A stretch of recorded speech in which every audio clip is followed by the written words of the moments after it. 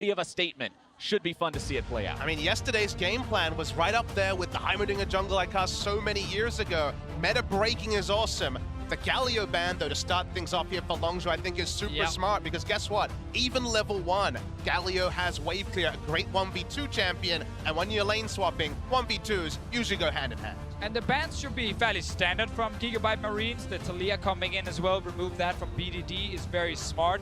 Obviously one of the champions he is amazing on, and it's fantastic for Longzhu. And you think about what she's good at. Taliyah has the global, the ability to roam top was the core strategy of Longzhu to help Khan out in the top lane. So Galio gone, Taliyah gone. They're actually both bans against BDD, even if they're one apiece.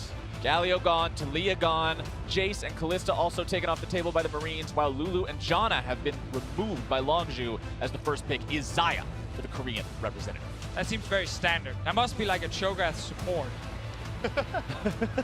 There is always that possibility. And Optimus, of course, Optimus, depending on who you are, could be taking the Karma mid. So who are you? What do you say? I say Optimus. I say Optimus. Come on, Transformers. It's right there. So we get the Xiye as well. Rakan is available and was not taken by GIGABYTE Marines. And Rakan is one of these special supports who can be a playmaker but also build art and sensor. They're fairly rare in the current meta. Most of them are very defensive shielding supports. This guy can engage, and Gorilla wants to engage. And of course, Rakan will be a denounce the Xiye Rakan, the most beloved bot lane in the world. Prey and Gorilla get the lovers bot lane. Not necessarily a common pick for them in Korea, but of course we know the power of Xiye. It was first pick Jarvan yesterday, first pick Xiye, and they get the Jarvan anyway.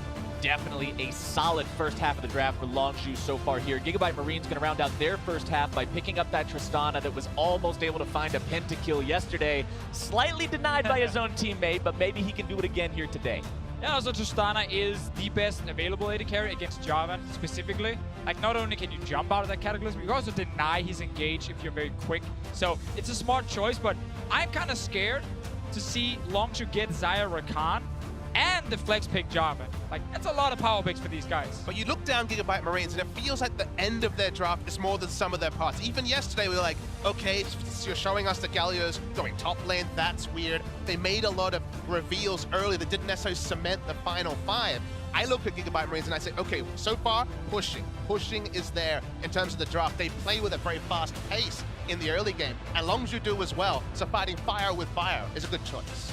All right, going into the second part of the picking phase now with Sejuani, Syndra, Cassiopeia, and Maokai all banned away. GIGABYTE Marines have one more to make before giving over the next 2 picks to Longzhu Gaming. Picking between a couple of different things here. They go with the Lucian. Cassiopeia already banned away. Could have been a pick against Lucian specifically.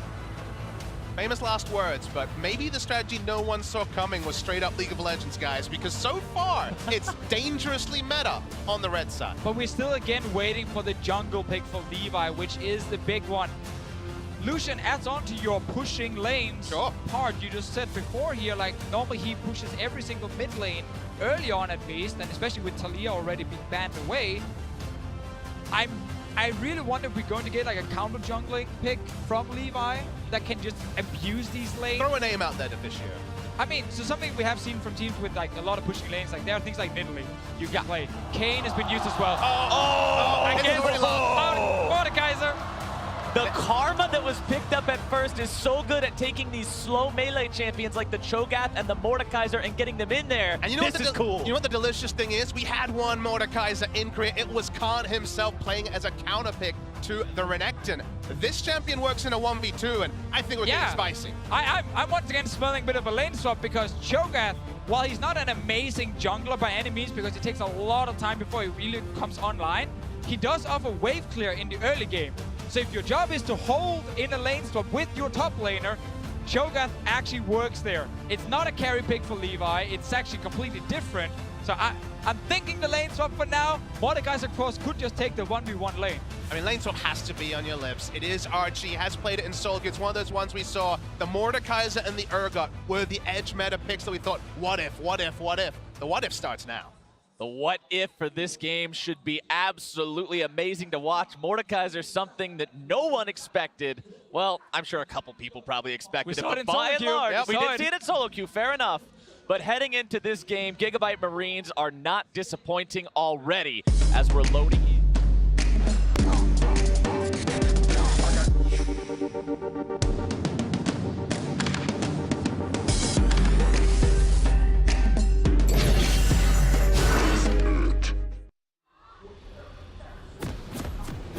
take to the stage. Only moments remain before the barriers go down on the summoning platforms, and everybody's out to see who will reign supreme between Longzhu, the current champions in Korea after winning the summer split, and the GIGABYTE Marines. And now we get Levi on Cho'Gath. We said in Champ Select, this is not the big carry jungler.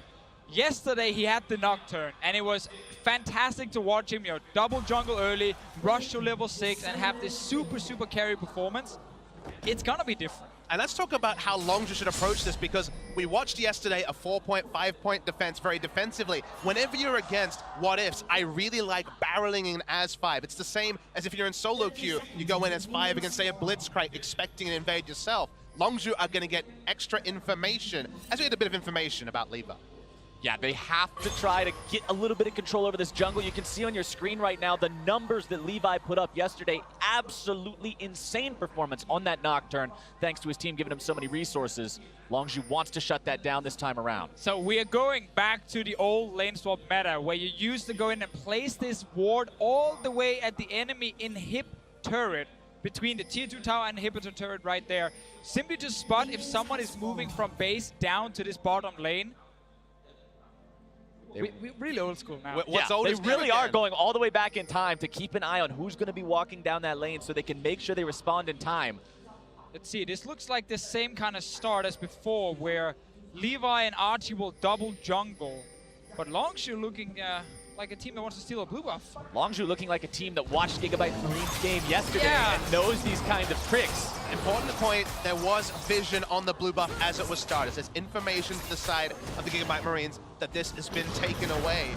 Yes, understand the fundamentals of playing against a different strategy. Cheese, innovation, whatever you want to call it. It's what Longzhu has been able to do day upon day. All right, look at this. So we got No Way in the mid lane with the Tristana. Optimus is going top lane with TP Lucian.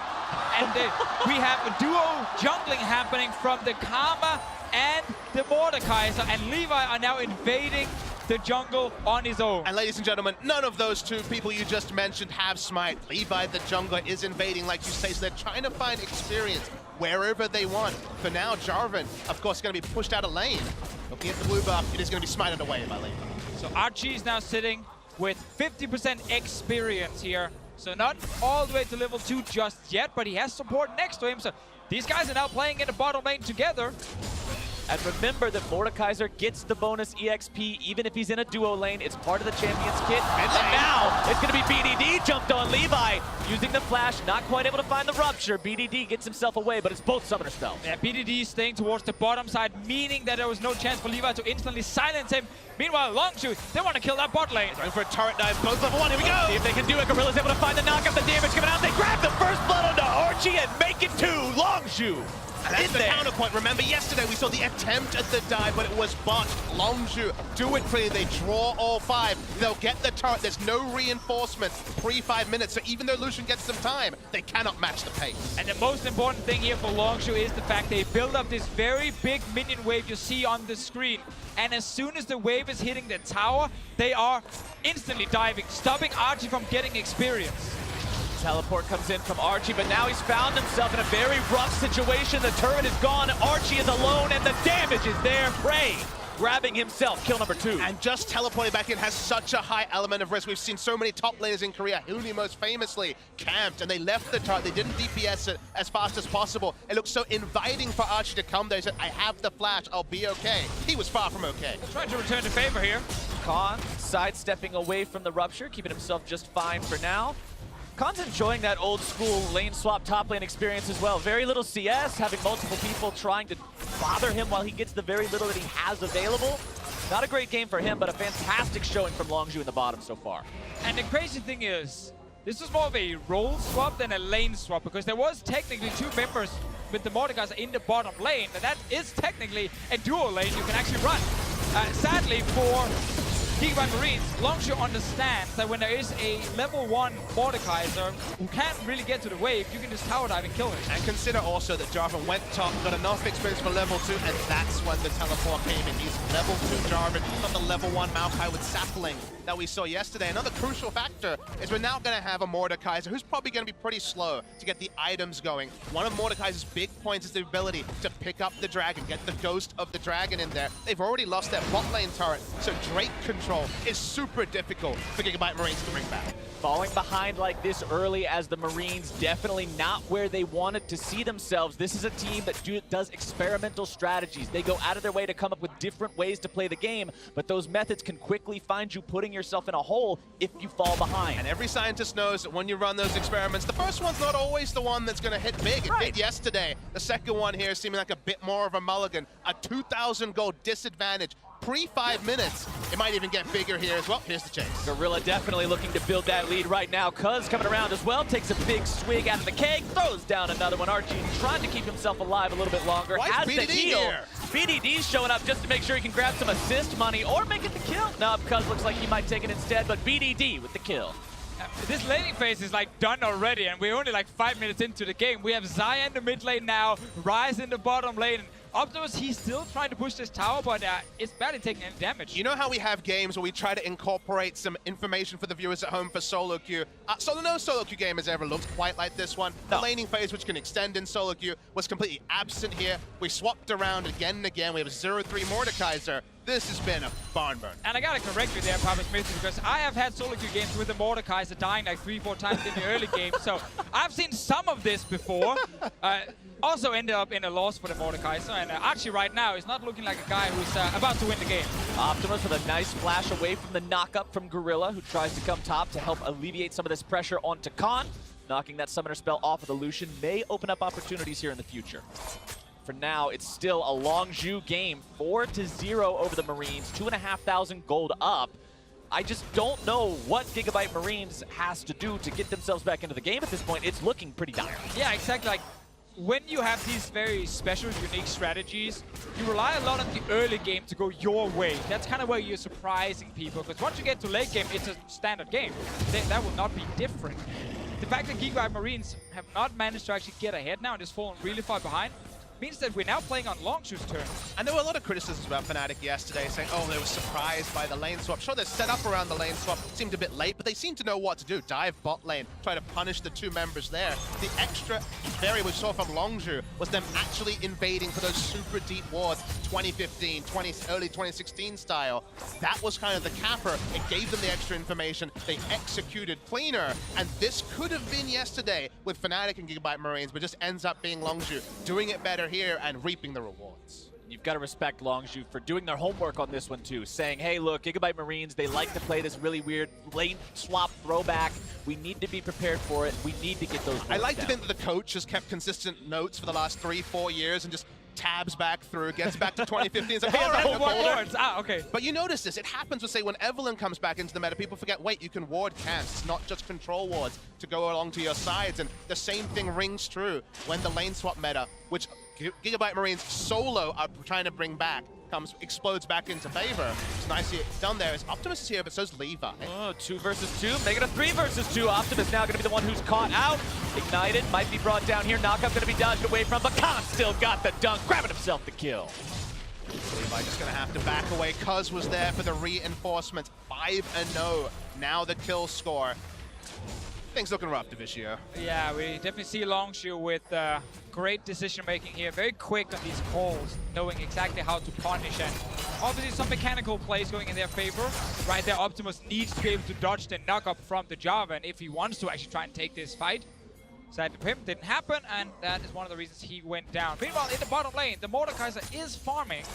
He is sitting with 6 CS, so it's not terrible in terms of their creep score, but 0-3 is kind of rough. The itemization is going to be interesting. I imagine Rylai's and then just situational is where he'll go. It's always kind of been the Mordekaiser item. Post-rework helps with the Ghost of the Drake that, okay, they're probably not set up to take. And now we see some damage bot lane and Gorilla's here again. I don't know how well this is going to end for Archie. Again, taking a lot of damage there from BDD, forced to back himself up. 0-3-0 on the Mordekaiser so far.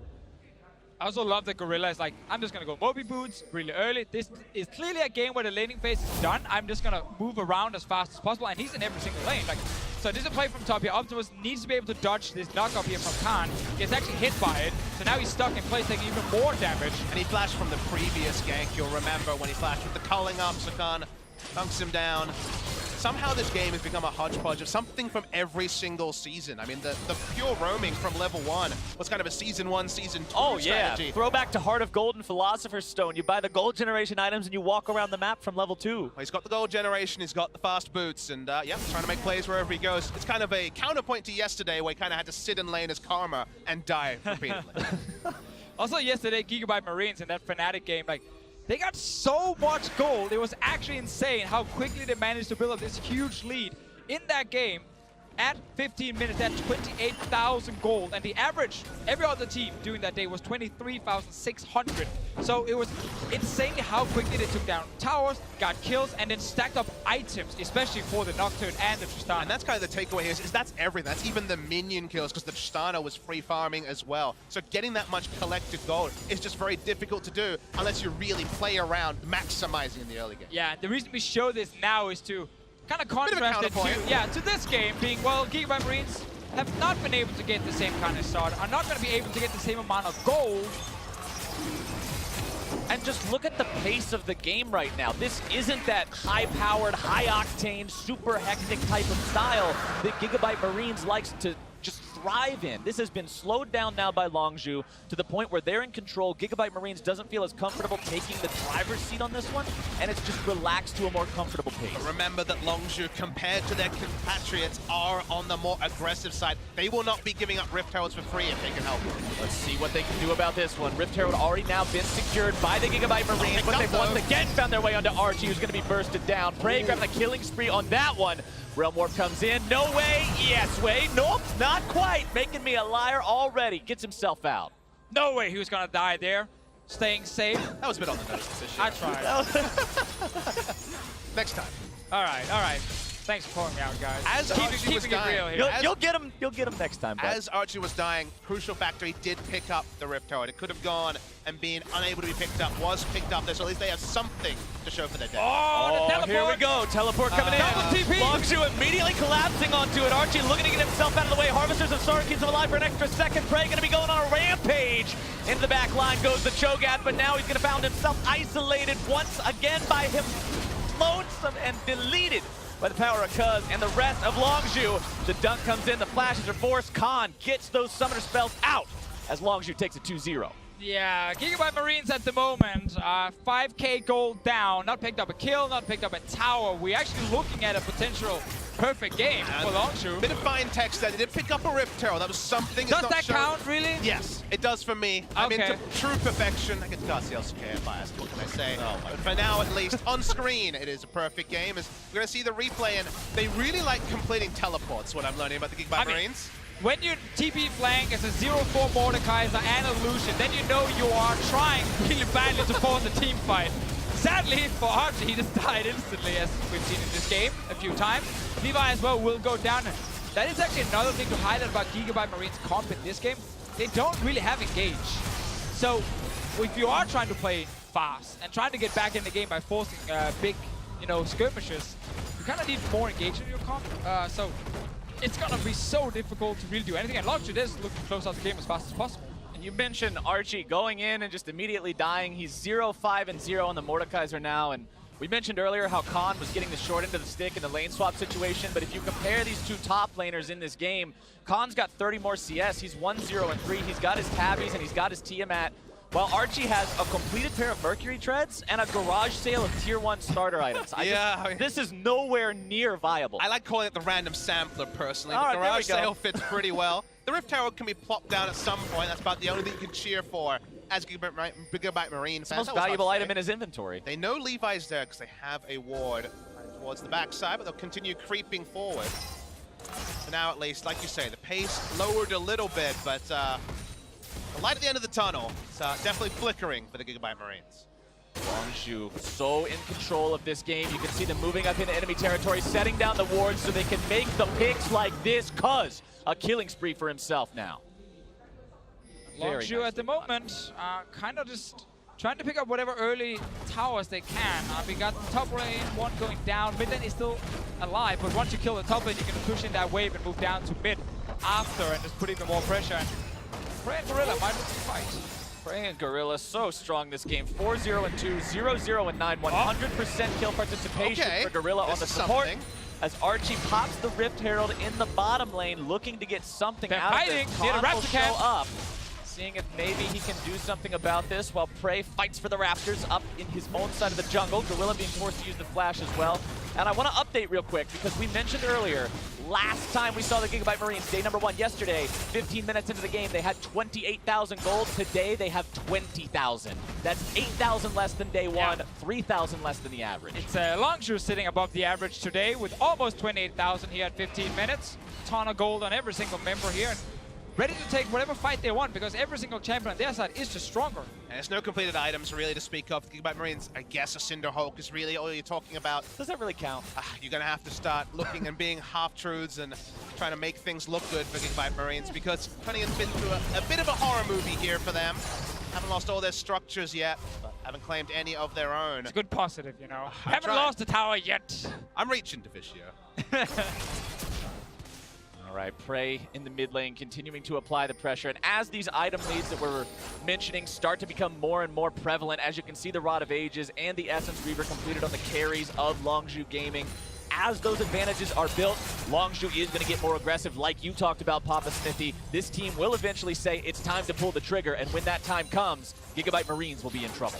Absolutely, and you know, coming back to what Deficio was saying, okay, they don't have engage, so what does Gigabyte Marines comp do? They're really good if they get that Drake, if they set up for a siege with a dragon with double AD carry, Karma poke, and movement speed, Cho'Gath to poke around, that works, but okay, you need gold to do that. They certainly don't have that. The other problem is you need the vision as well, Deficio. You need to be able to ward your side. Right now, they have lit up, Longzhu I'm speaking about, the red side jungle, and there's just no way to set up for any sort of siege on the side of Gigabyte Marines. Exactly, because before you can even get the vision, you got to be able to push out your lanes. And then Gorilla could be there with a stun. Be there. Anyone can honestly be there from Longzhu's side. They have so much engage with their team here and so much damage at this point in the game. So every single step you need to take before you can actually secure this objective for the Mordekaiser is unavailable for Gigabyte Marines in this game. They can't even push the lanes out.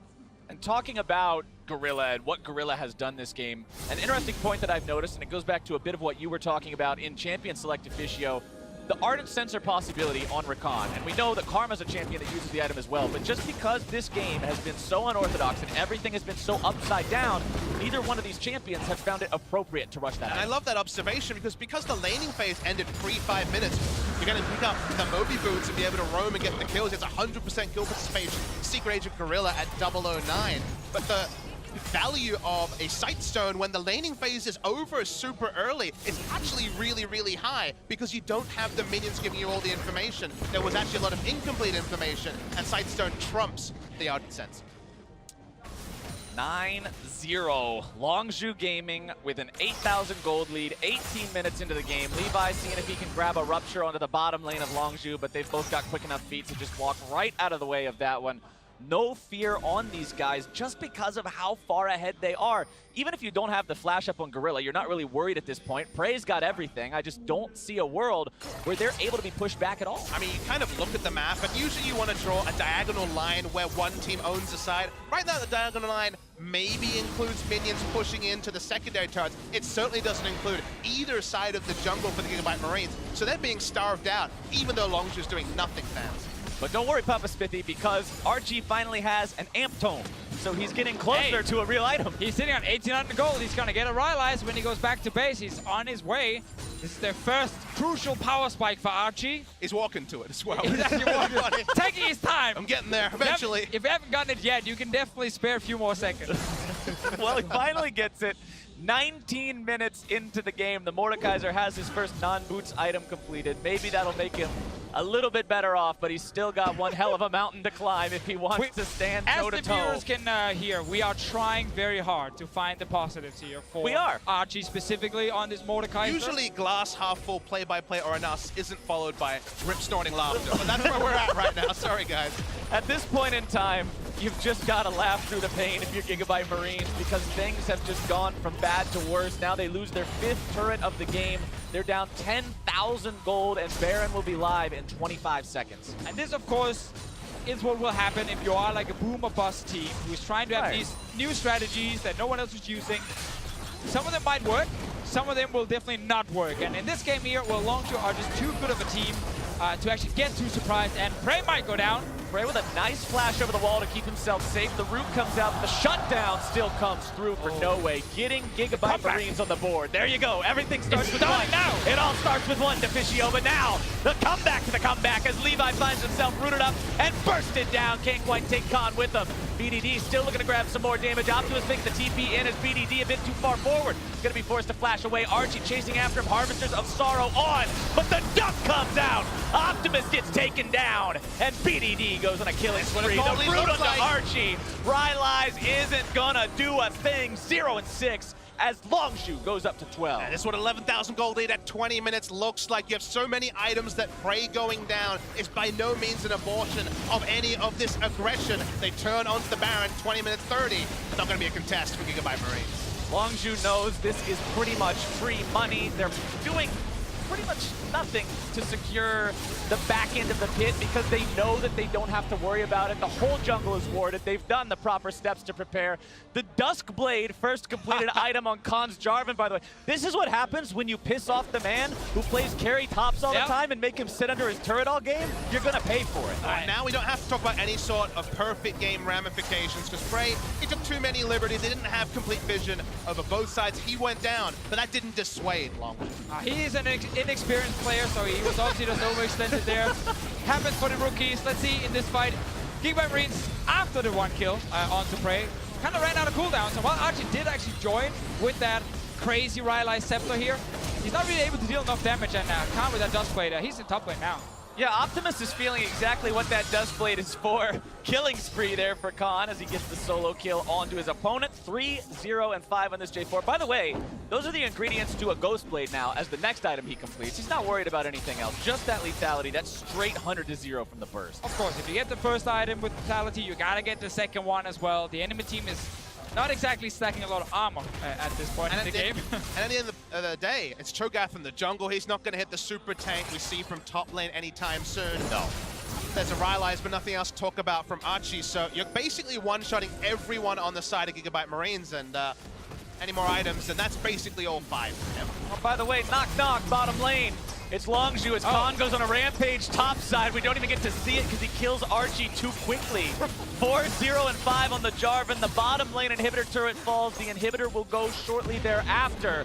They don't even care about going to the other lanes because the Gigabyte Marines can't walk safely through the middle of their own base, and Longzhu will look to end. There's no TP from Khan though, so he's stuck in base. It's only 4 vs 4 up here, and Longzhu decides to step away for now, at least. Oh, never mind. Levi made the mistake of walking up to the wall of his own base. Now he's going to pay for it. Taken out. Longzhu are just so threatening at this point. They're here to win and get out. Not wasting any time. The fastest game of groups yesterday, I believe it was 24, 26 minutes, something around that, as Gigabyte Marines beats Fnatic. And they might just lose that quickly to Longzhu here today. 23 minutes in, the team is on to the second inhibitor turret. No contest on that one. Second inhibitor probably won't tell a different story. Baron up minions now in the bottom lane. 1 minute left on Baron buff. Longzhu 5 men strong. Looking to end for real this time. Archie, the flash will keep him alive for now. Losing a good chunk of his HP though. Nexus turret number 1 gone. Number 2 quickly going to be telling the same story. No Way has to jump out of the way as Archie is rooted and taken down. The damage coming in from Khan. Levi, the next target, not quite going to be hit by the knockup. But Longzhu has their sights set on the remaining members. Gorilla finally falls to Levi. Optimus tries to escape back into his own fountain as Longzhu pad the stats, take down the Nexus, and defeat the Gigabyte Marines. Fastest game of Worlds, and when you go big or go home as